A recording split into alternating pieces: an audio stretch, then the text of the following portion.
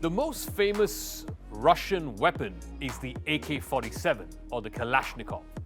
Developed by the Soviet Army General Mikhail Kalashnikov in the 1940s, this cheap, durable and easy-to-use assault rifle is the standard infantry weapon which is used in more than 100 countries around the world. The AK in the AK-47 refers to Automat Kalashnikova, which is Russian for automatic Kalashnikov, and the number 47 represents the year that this rifle was developed, 1947. There are an estimated 100 million AK-47s or similar variants around the world. It makes it the most widely owned and used assault rifle in the world. But now, Russia's planned big-ticket arms sales, whether it's in Africa or Asia or other parts of the world, seem to have taken a big hit since the start of this 6-month-long war in Ukraine. US intelligence officials have confirmed that Russia's revenues, because of weapons exports, have slipped to a fifth of what it used to be before the war began. Not only are a major portion of these weapons being used in the war in Ukraine, it is also impeding Russian arms companies from pumping money into upgrades and research and development for the next generation of cutting-edge weaponry.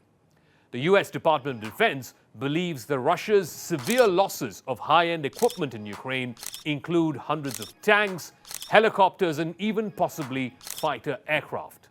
Now, most of these have been brought down by Ukrainian military using shoulder-fired rockets given to it by the United States and its other NATO partners. It's also beginning to cause significant slowdowns in the Kremlin's arms deliveries in Africa, Asia, and other continents, and that could possibly give inroads to Russia's competitors like China and the United States. Russia, in fact, accounts for nearly half of all the major arms exports to Africa and Asia. This is according to data released by the Stockholm International Peace Research Institute. On Crux Decode, what impact has this war in Ukraine had on Russia's arms exports? How has this stifled a major source of revenue for the Russian government and for Russian weapons companies? And does this open up opportunities for weapons companies not just in the West, but also for newer players like China and India?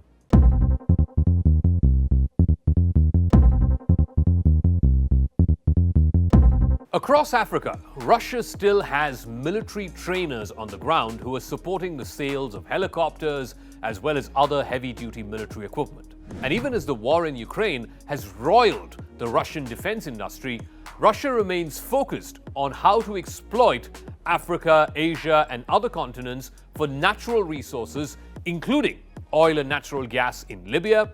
It's also importing gold from Sudan. In fact, Sudan is even contemplating allowing a Russian naval base on the Red Sea, something, of course, which has run afoul of Washington.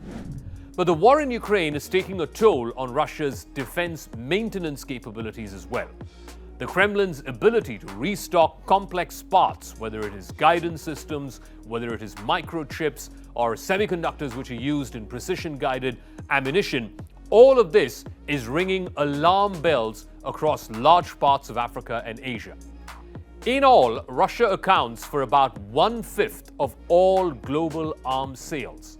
It has a long history of providing helicopters like the Mi-17, the Mi-35, and of course fighter jets, the likes of the Sukhois and the MiGs, to Asian as well as African client states for a number of decades now. Most of these are used in counterinsurgency operations, but some of them have also been used in conventional wars between states.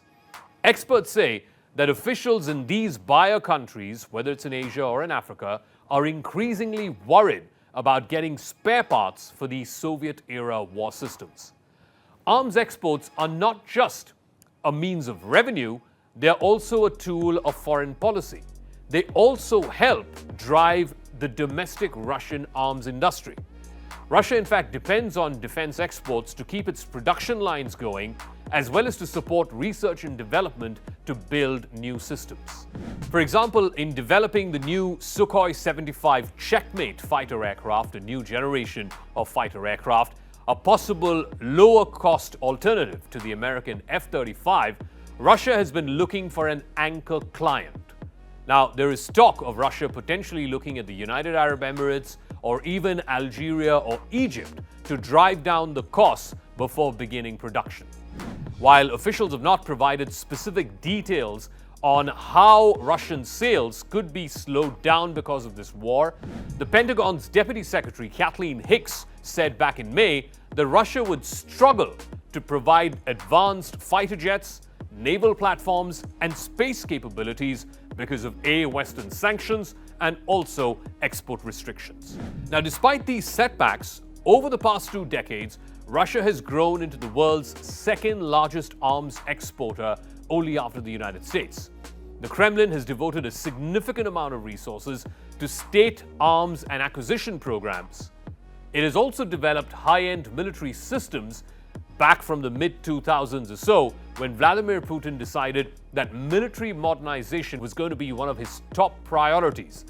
That modernization drive got Russia to build better aircraft, better mobile artillery, as well as even novel nuclear weapon systems.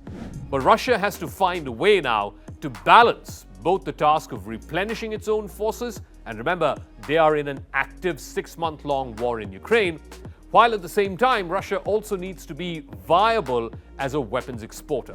Now, obviously, they're not going to want to stop doing the export part, because not only do they earn hard-earned cash, but also arms exports are a significant extension of Russian foreign policy. Like I said before, Russia is the world's second largest arms exporter, right behind the United States. In fact, 20% of all global weapons sales are of Russian origin. Between 2016 and 2020, Moscow sold as much as $28 billion of weapons to about 45 different countries around the world. Now, a major part of it, in fact 90% of Russia's weapons exports, are to 10 countries.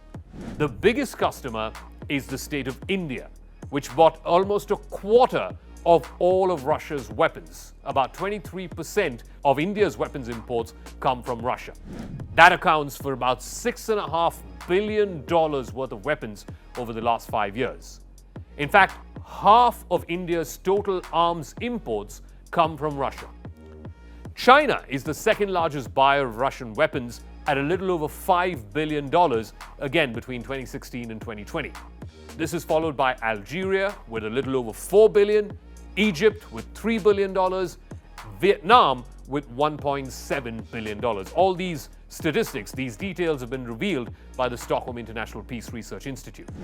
Russia exports a variety of weapons, including planes, engines, missiles, armored vehicles, and of course, more recently, air defense systems. Military aircraft or fighter jets make up nearly half of Russia's arms exports. Between 2016 and 2020, Russia delivered about 400 fighter jets, both of the Sukhoi as well as the MiG family of jets. At least 13 countries were importers of Russian jets. India bought at least half of these 400 jets that have been exported by Russia in the last 4 years.